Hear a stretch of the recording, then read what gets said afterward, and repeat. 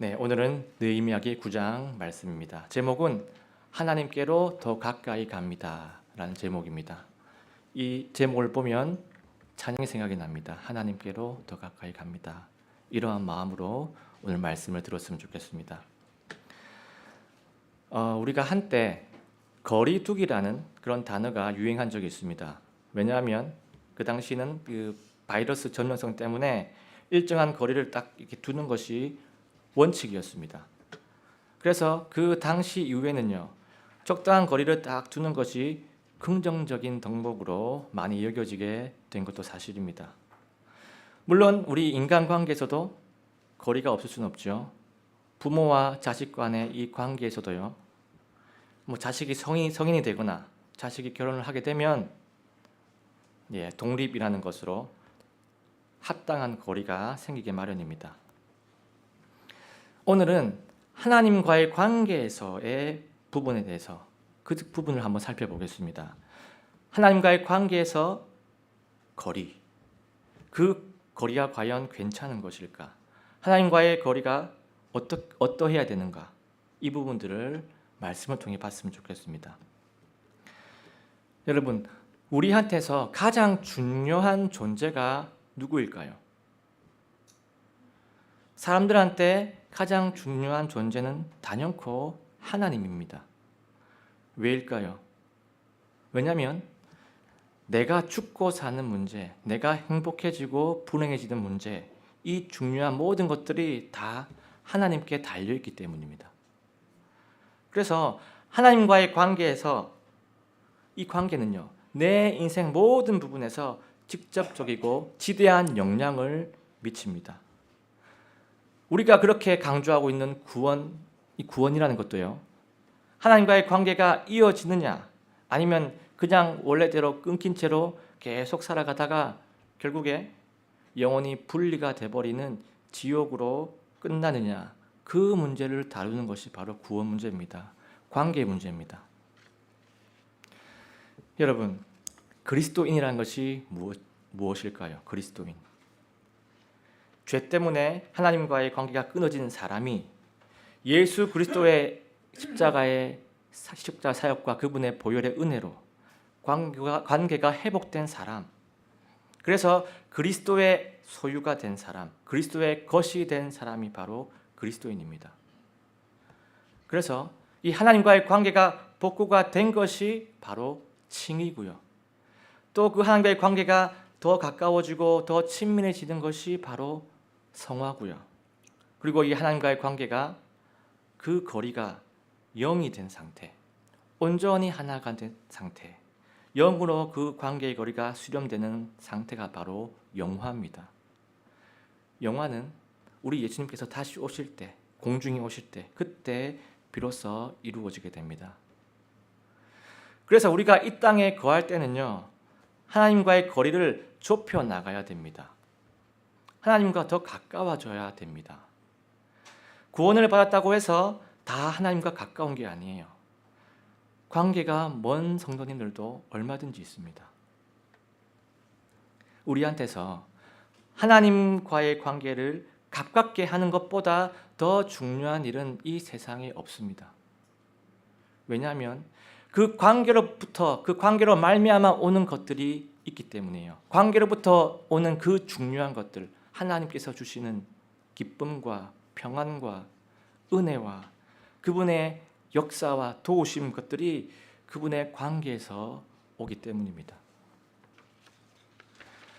나는 지금 하나님과의 관계가 어떻게 될까?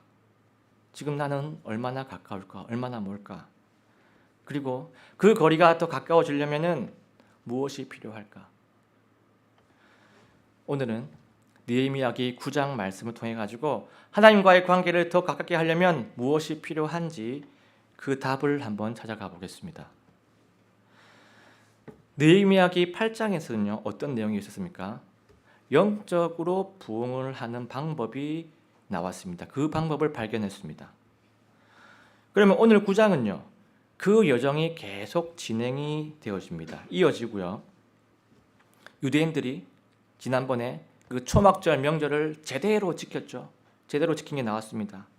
그리고 오늘은요, 그 이후 3일, 그 3일 이후에 또다시 백성들이 다 모이게 됩니다. 한번 보겠습니다. 1절입니다. 한편 이달 24일에 이스라엘 자손이 금식하며 굵은 베옷을 입고 흙을 뒤집어 쓴 채 모였으며. 자, 지금 이스라엘 백성들이 금식을 하고 지금 굵은 베옷을 탁 입고 흙을 뒤집어 쓰고 있습니다. 금식이 나오고 굵은 베옷이 나오고 흙이 나오면요, 이게 무슨 뜻이냐면 이스라엘 백성들이 하나님 앞에서 완전히 자신을 탁 낮추고 회개할 때 하는 전형적인 모습을 말합니다. 그런데 이스라엘 백성이 지금 이곳에서 모이고 나서 이렇게 한 것이 아니에요. 잘 보시면요, 미리 각자 집에 있어서 회개의 모습을 탁 하고 있다가 그 회개의 모드를 그대로 이어가지고 지금도 그대로 여기서 모이고 있는 그런 상태입니다. 집에서부터 회개를 하고 있었어요. 8장 앞부분에서 이 회개의 부분이 나온 적이 있습니다. 그런데 지금은요, 이 초막절 명절을 다 지키고 나서 끝나자마자 제대로 회개를 정말 대대적으로 온 백성들이 모여서 하게 됩니다. 그리고 이어서 또 다른 행동을 취합니다. 2절과 3절이에요. 이스라엘의 씨가 모든 타국인으로부터 자신을 분리하고 일어서서 자기 죄들과 자기 조상들의 불법들을 자백하였더라.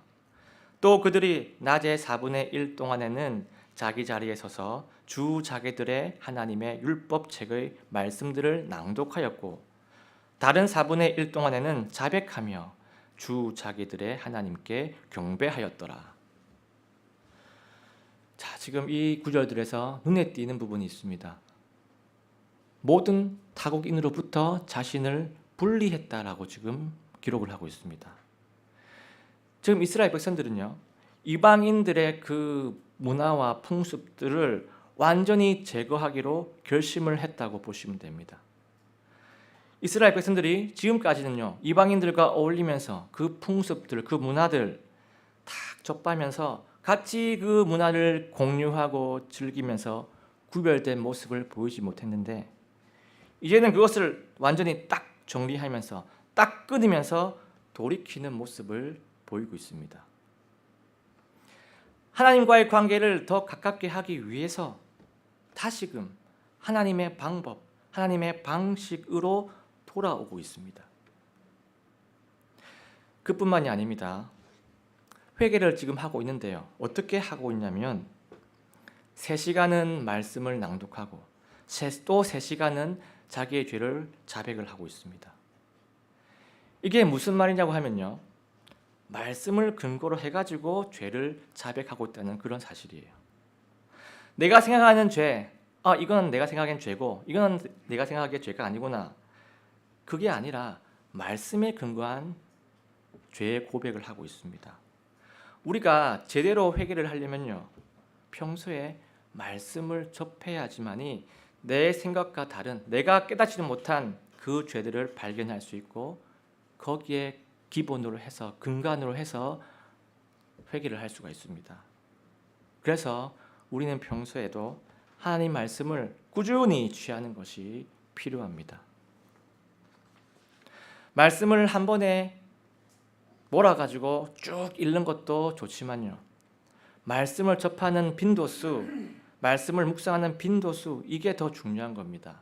말씀을 접하는 빈도수가 늘어나면 늘어날수록 말씀에 비춰서 하는 회개의 빈도수도 늘어납니다.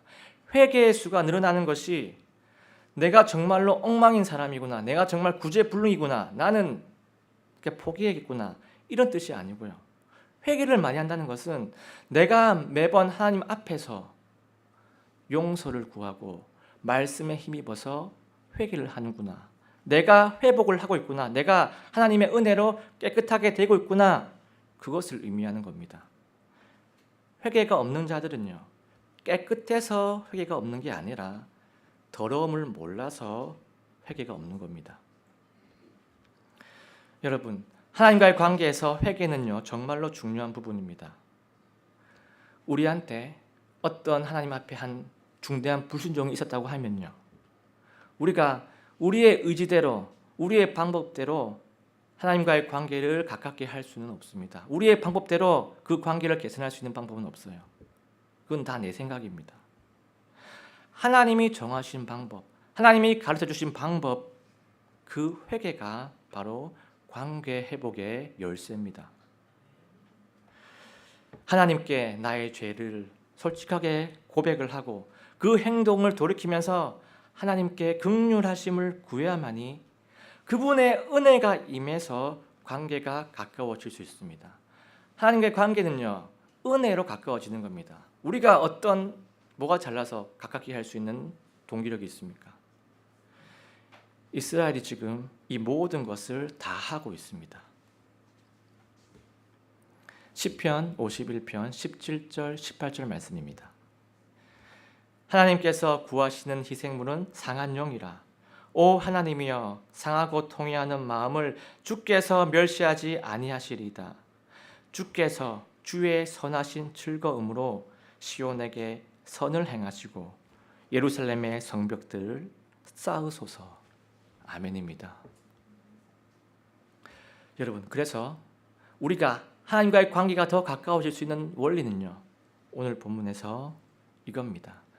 죄를 깨달을 때마다 회개를 한다, 이겁니다. 죄를 깨달을 때마다 회개를 하면요, 진심으로 회개를 하면요, 내가 짓고 있는 1000가지 죄 중에서 하나씩 해결이 되고 하나님과 더 가까워지게 됩니다. 나머지 남아있는 999개를 보지 마시고 내가 오늘 하나님 앞에 회개해서 내가 깨끗하게 되어지는 그 하나의 죄를 우리가 보기를 원합니다. 느헤미야기 9장 5절 6절 말씀입니다. 그때에 레위 사람들인 예수아와 간미엘과 바니와 하삼니아와 세레비아와 호디아와 세바냐와 부다히아는 이르기를 일어서서 영원 무궁토록 주 너희 하나님을 찬송할지어다. 주의 영화로운 이름 곧 모든 찬송과 찬양보다 높이 오른 그 이름을 찬송할지어다. 주 곧 주께서만 홀로 주시니 주께서 하늘과 하늘들의 하늘과 그것들의 모든 군대와 땅과 그 안의 모든 것과 바다들과 그 안의 모든 것을 지으시고 그것들을 다 보존하시오매 하늘의 군대가 주께 경배하나이다. 아멘입니다. 자, 지금 이스라엘 백성들은요, 진심으로 회개를 한 후에 하나님을 찬양하고 있습니다. 어떠하신 하나님을 지금 찬양하고 있습니까? 홀로 주인 되신 하나님, 하늘들과 그 모든 군대와 땅과 바다와 그 안에 있는 모든 것을 창조하신 하나님, 모든 그 창조물들을 보호하고 계시는, 보존하는 하나님, 만물의 주인 되신, 주들 중에 주이시고 왕들 중에 왕이신 하나님을 찬양하고 있습니다. 자, 여기서 하늘들의 하늘이 나오죠. 그리고 그 모든 군대가 나옵니다. 자, 이게 무엇을 의미하냐면요, 하늘들의 하늘은 우주를 말하는 것이고요, 그리고 그 모든 군대는 우주에 있는 무수한 모든 별들을 얘기하고 있는 겁니다. 그래서 우주와 그리고 그 모든 별들, 이러한 것들의 스케일은요, 우리가 감히 상상할 수도 없는 그러한 광대한 창조물들입니다. 우리가 가늠조차 할 수 없는 우리의 능력 밖에 있는 광대한 것들이에요. 우리 하나님은 이 모든 것을 창조하시고 이 모든 것을 다 다스리시는 위대하신 하나님이십니다. 이러한 하나님이 우리 인간을 좌지우지하는 것은요, 진짜 아무것도 아닌 우주의 먼지를 다루는 것보다 더 쉬운 너무나 간단한 그런 일들입니다. 한마디로 말하면요, 하나님은 실제로 크신 하나님이십니다. 우리가 하나님께 더 가까이 가려면요, 하나님이 얼마나 크신 분인지, 얼마나 위대하신 분인지 묵상할 필요가 있습니다. 우리가 정말 우주까지 가보지 못하고 우주에 대해서는 보지 못하더라도 우주의 먼지보다도 작은 이 자연 세계만 딱 보더라도 그것들을 움직이시고 운영하시는 하나님의 크심을 우리는 깨달을 수가 있습니다.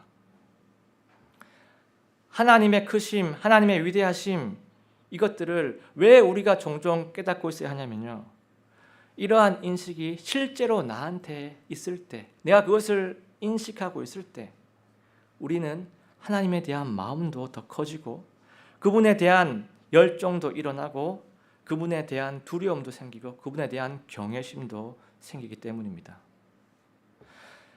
하나님의 크심을 정말로 인식을 하고 있다면요, 우리가 과연 주일날 아침에 탁 일어났을 때 오늘 좀 마음이 좀 우울하네, 오늘 좀 컨디션이 안 좋네, 좀 그렇네, 오늘은 그냥 집에서 영상 말씀이나 들어야겠다, 말씀만 들어도 괜찮겠지, 이러한 느긋한 생각을 할 수가 없겠지요.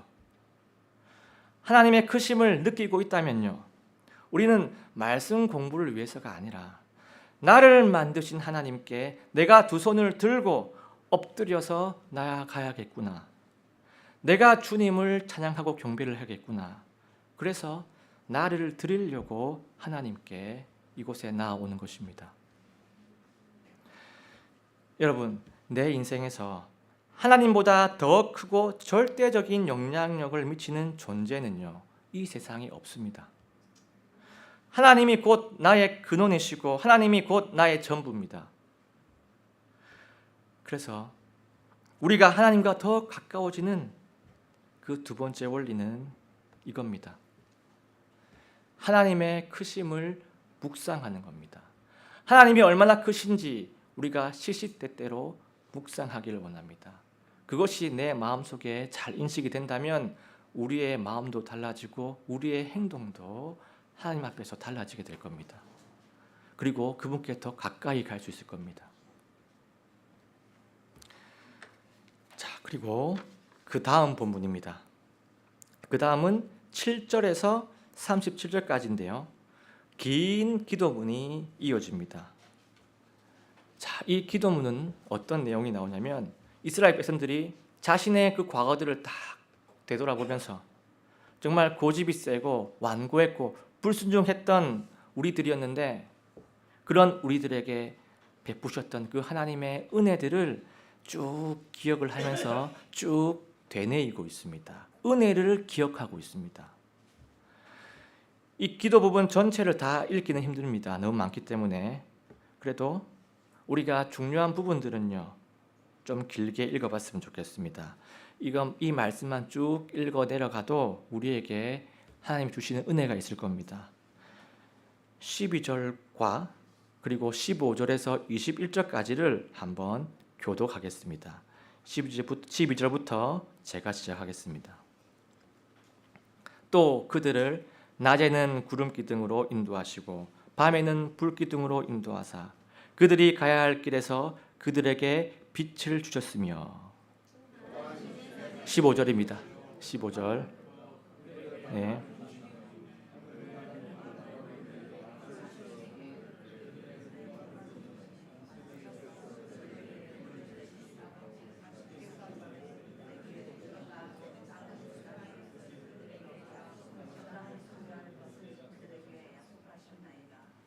그러나 그들과 우리 조상들이 교만히 행하며 목을 뻣뻣하게 하여 주의 명령들에 귀를 기울이지 아니하고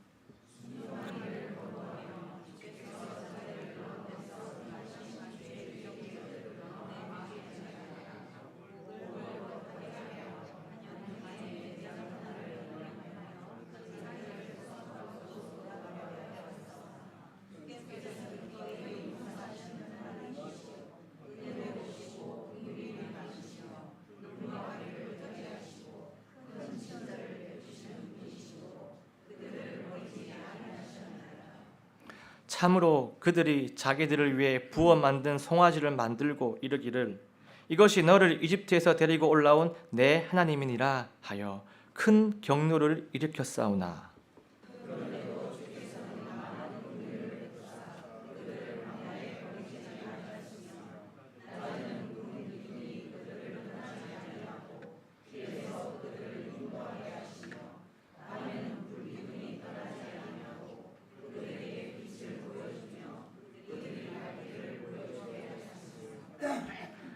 또한 주의 선하신 영을 주사 그들을 가르치시고 주의 만나가 그들의 입에서 떠나지 않게 하시며 그들의 목마름으로 인해 그들에게 물을 주사 참으로 40년 동안 광야에서 그들을 부양하시되 그들에게 아무것도 부족하지 않게 하셨으므로 그들의 옷이 낡아지지 아니하고 발이 부르트지 아니하셨사오며. 아멘입니다.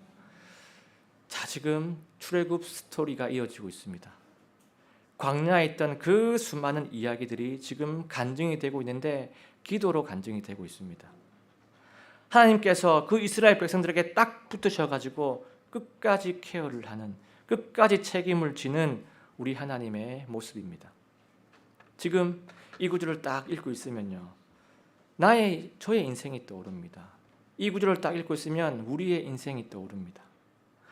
어릴 때부터 지금까지 하나님을 알게 되고 예수님을 믿어서 구원받게 되고, 그리고 그 이후에 지금까지 내 인생, 정말 이스라엘 백성들이 별난 민족들이라서 이런 게 아니라 우리의 모습도 이러했습니다. 이스라엘은 때때로 틈틈이 고집을 피우고 내 마음대로 하고 하나님을 실망시키곤 했습니다. 하지만 하나님은요, 이들을 포기한 것이 아니라 때로는 징계로, 때로는 긍휼로, 때로는 인내하심으로 포기를 하지 않고 기회를 계속 주십니다. 하나님은 왜 기회를 계속 주실까요? 여러분, 계속해서 실망을 주고 있는 존재한테 실망을 안 하고 기회를 주는 것이 얼마나 힘든 일인지 아십니까? 그 대상을 바라보고 있는 것만으로도 하나님의 마음은요, 너무나도 힘이 들었을 겁니다. 그 마음이 정말 뒤죽박죽되고 너덜너덜해지고 엉망진창이었을 겁니다. 그런데도 기회를 주시고 또 주시고 또 주시는 이유는요, 하나님께서 정말로 사랑하시기 때문입니다. 사랑 때문이에요. 그게 전부입니다. 사랑이 없으면 기회를 안 주고요, 공의로 처단합니다. 우리는 이스라엘 백성들을 보면서 나의 신앙 역사를 기억해 볼 필요가 있습니다. 예전에 금요 기도 모임 때 엘리야 대언자 이야기를 설교한 적이 있습니다. 엘리야 대언자가 이 로뎀 나무 밑에 탁 쓰러져 가지고 영적으로 완전 다운이 돼 가지고 하나님한테 그냥 여기서 죽여 주시옵소서라고 말한 그런 사건이 있습니다. 엘리야 대언자가 그렇게까지 말한 이유가 뭐냐면요, 그때 그 아합 왕의 부인 이세벨이라는 그런 여자가 있었는데 그 여자가 엘리야를 죽이겠다고 선포한 상황인데 그 선포를 듣고 너무 무서워가지고 정말 북왕국 이스라엘에서 남왕국 가장 먼 곳에까지 도망을 쳐와서 지금 로뎀 나무 밑에 탁 있어서 실족해 있는 그런 상황입니다. 그런데 여러분, 엘리야 대언자한테 불과 얼마 전에 어떠한 일이 있었는지 아십니까? 바알 우상을 섬기는 대언자들 450명하고 하나님을 섬기는 그 자신 엘리야 대언자 본인하고 450대 1로 대결을 했었습니다. 영적 전투를 했습니다. 누가 이깁니까? 당연히 하나님이 이기시죠. 이 바알 대언자들이 막 기도를 450명이 동시에 엄청난 소리를 내면서 하고 온갖 난리를 다 쳤는데도 불구하고 아무런 일이 안 일어나고요. 엘리야가 딱 기도를 하니까 바로 하늘에서 불이 탁 내려와가지고 제단뿐만 아니라 제단 주위를 다 불태워 버렸습니다. 이 사건이 바로 그 유명한 갈멜산 영적 전투죠. 엘리야는요, 바로 얼마 전까지만 해도 이러한 기적 같은 하나님의 역사를 입은 상태였습니다. 그런데 며칠 후에 이 이세벨의 협박 때문에 완전 겁을 먹어가지고 지금 로뎀 나무 밑에까지 와서 하나님 죽여주시옵소서 이렇게 말을 하고 있는 겁니다. 여러분, 엘리야가 이렇게 낙심하고 영적으로 침체가 된 이유가 무엇일까요? 그 이유가 무엇일까요? 딱 하나였습니다. 선택적 기억입니다. 지금 상황들에서 위험 요소들만 기억하는 선택적 기억입니다. 그 전에 베풀었던 하나님의 그 수많은 임재들, 그 수많은 역사들, 그 수많은 은혜들을 싹 다 잊어버렸기 때문입니다. 그 기억을 못하고 있다는 겁니다. 그냥 한 여자의 그 살인 협박 하나에 마음이 완전 무너져가지고 붕괴가 돼가지고 불과 얼마 전 갈멜살 전투에서 그 놀라운 하나님의 영광과 그 하나님의 엄청난 역사를 전혀 기억하지 못하고 있기 때문입니다. 하나님의 불로 제단을 새까맣게 다 태워버리신 그 하나님께서 그 이세벨이라는 한 여자 한 명 어떻게 못하시겠습니까? 하나님께서 눈만 깜빡거려도 그 여자는요, 그 자리에서 사라질 수도 있습니다. 엘리야가 그걸 몰랐겠습니까? 원래는 알고 있었죠. 당연히 원래 알고 있었죠. 그런데 지금 이 순간만큼은 전혀 그것을 기억해내지 못하고 있다는 겁니다. 여러분, 우리는 오늘 본문의 말씀처럼 하나님의 은혜에 대해서 기억을 해야 합니다. 성경은요, 이스라엘 백성들한테 하나님의 은혜를 기억하게 하려고 여러 가지 장치를 성경은 내세웁니다. 하나님은 그 장치를 주세요. 은혜를 기억하게 하는 것이 하나님의 공식적인 방법입니다. 예를 들면 유월절 같은 명절들, 그리고 하나님께서 역사하셨을 때 그때마다 기념비를 세우게 하는 것들, 또 우리 그리스도인들에게는 어떻게 합니까? 주의 만찬을 하게 하는 것, 그리고 침례식을 순종하는 것, 이런 것들은요, 하나님의 은혜를 기억하게 하려는 하나님의 공식적인 방법입니다. 하나님이 역사했던 그 많은 놀라운 일들이 있었는데 그 은혜들을 지금까지도 하나님께서 베풀고 계시는데, 지금도 그 은혜가 우리에게 작동이 되고 있는데, 지금 힘든 이 상황에 매몰돼 가지고 완전 포기 상태가 돼버리면요, 그것은 참으로 안타까운 상황입니다. 이것은 희망을 보지 못하게 하는, 주를 바라보지 못하게 하는 명확한 사탄의 방해고요, 비열한 사탄의 미혹입니다. 그래서 우리가 하나님께 더 가까워지는 세 번째 원리는요, 이겁니다.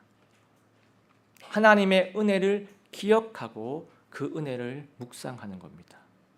그럴 때 우리는 하나님께 더 가까워질 수 있습니다.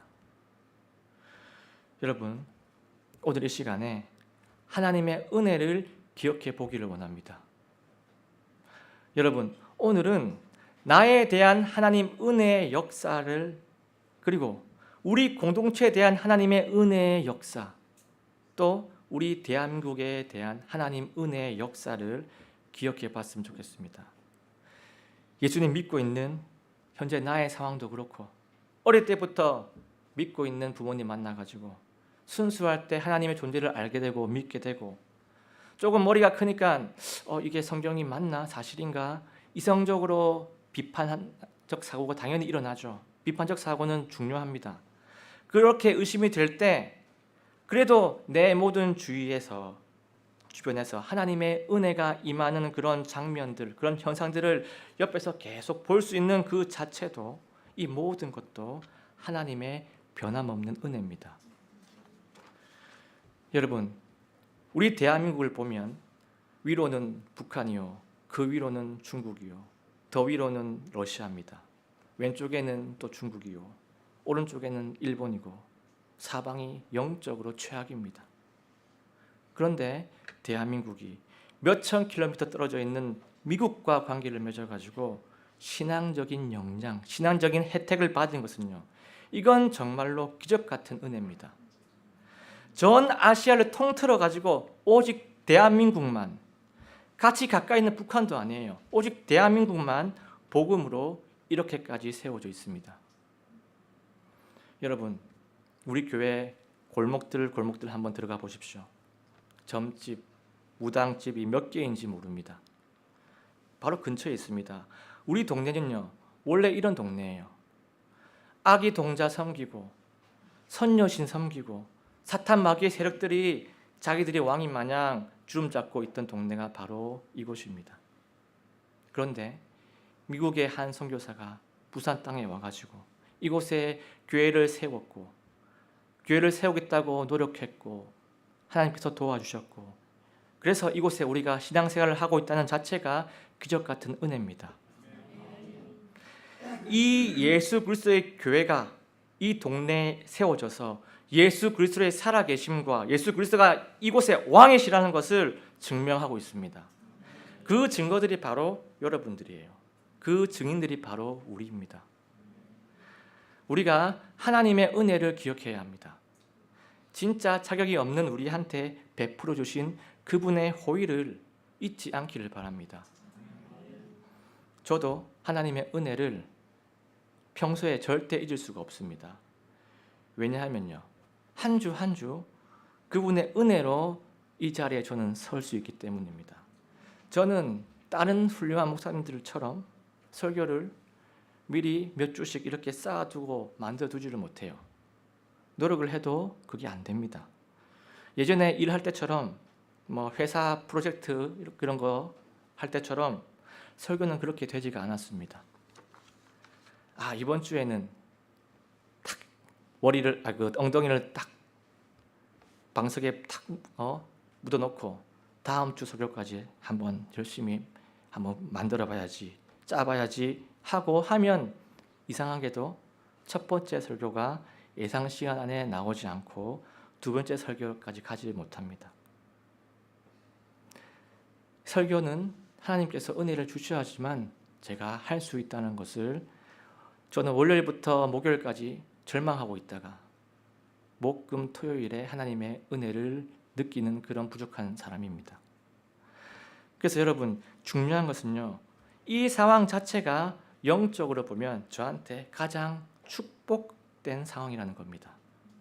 이 상황 자체가 하나님만 바라볼 수 있는 이 상황, 다른 것을 쳐다봤자 별로 소용이 없는 상황, 다른 것을 쳐다보면 쳐다볼수록 손해만 가는 상황, 이 광야와 같은 상황, 그리고 매일 만나와 메추라기가 주어지는 이 상황이 저에게 가장 축복된 은혜의 상황입니다.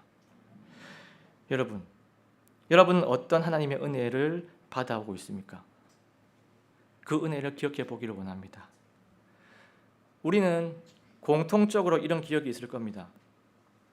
내가 정말로 죄인이구나, 참 지독한 죄인이구나 깨닫게 된 그때, 그런데 내 힘으로 그 죄를 지금 해결할 수 없구나, 그런데 나중에도 내가 그 죄를 해결할 수 없을 것 같아. 죄라는 것은 내가 감당할 수 있는 문제가 아니구나, 내가 감당할 수 있는 그런 차원의 문제가 아니구나, 오직 하나님만, 오직 예수님만 하실 수 있는 최고난이도 문제가 바로 죄 문제구나. 왜 예수님이 이 땅에까지 오셔가지고 십자가에 죽으셔야만 했는지 이제는 알겠구나. 예수님 감사드립니다. 나의 죄값을 대신 치르게 해주시고 예수님을 나의 구원자로 믿음으로 내 문제를 해결해 주심에 너무나도 감사드립니다. 믿음으로 구원받은 그 기억이 우리 모두에게 있을 것입니다.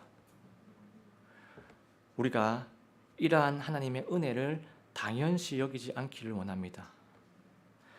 매 아침마다 눈을 뜰 때, 눈을 탁 뜨게 될 때 내 눈이 떠지고 내 피가 아직 심장을 통해 돌아가고 있고 내 폐에 산소가 아직 공급이 되고 있는 이 상황, 오늘도 은혜가 임했구나, 그 은혜를 인식하면서 하루를 시작하기 원합니다. 우리가 은혜를 은혜로 알고 살아갈 때 하나님에 대한 내 마음이 식지 않고 여전히 뜨거워질 수 있고요, 우리가 여전히 은혜의 왕자 앞으로 우리가 계속해서 나아갈 수가 있습니다. 오늘 본문의 이 유다 백성들도 이러한 하나님의 은혜를 기억해내서 하나님을 찬양하고 하나님께 기도를 하면서 오늘 본문을 마칩니다. 오늘 이 느헤미야 기를 통해서 발견한 세 가지, 우리가 하나님과의 관계를, 그 관계의 거리를 더 가깝게 하는 세 가지 원리.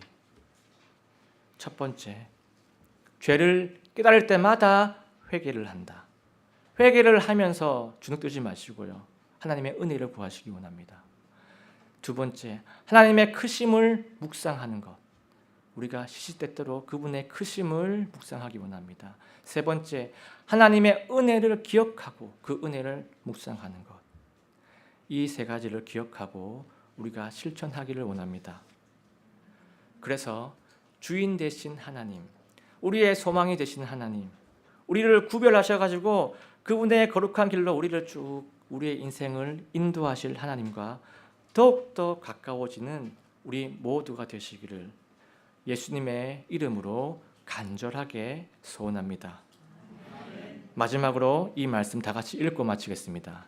야고보서 4장 8절입니다. 시작. 하나님께 가까이 가라. 그러면 그분께서 너희에게 가까이 오시리라. 너희 죄인들아, 너희 선을 정결하게 하라. 두 마음을 푸는 자들아, 너희 마음을 순결하게 하라. 아멘.